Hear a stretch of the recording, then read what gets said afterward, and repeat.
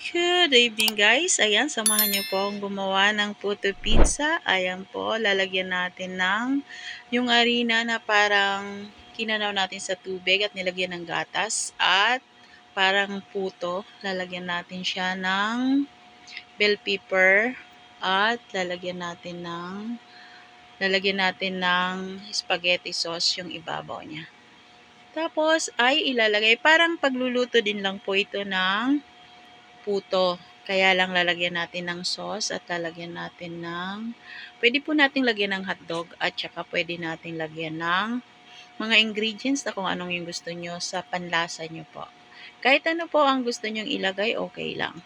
Ayan po ang ating puto pizza. Sinubukan ko po ulit kasi matagal na po akong hindi nakakapagawa nito. Kaya sinubukan ko po ulit magawa para naman po ay mai-share ko sa inyo kung paano gawin ang puto pizza na yan. Ay napakasarap niya po, para po talaga siyang pizza.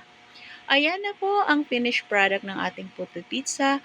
Ganyan po siya, parang hindi siya kagandahan dahil din po sa nabili kong harina, dahil hindi ako nakapunta sa grocery sa harinang espesyal, kaya dyan lang ako sa tabi-tabi bumili. Kaya ayan, medyo may pagkabasa-basa po siya kasi hindi po espesyal yung aking harina.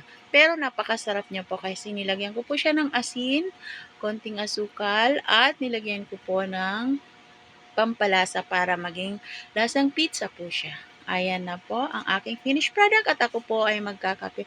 Maraming salamat po sa panunod ng aking video. Thank you so much. Mag-iingat po tayong lahat. Ayan. Ayan po ang puto na lasang pizza.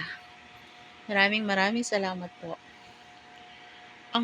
Sa mga gusto pong gumawa ng ganitong klaseng merienda, ayan po, ilalagay ko po ang ingredients sa comment section sa baba.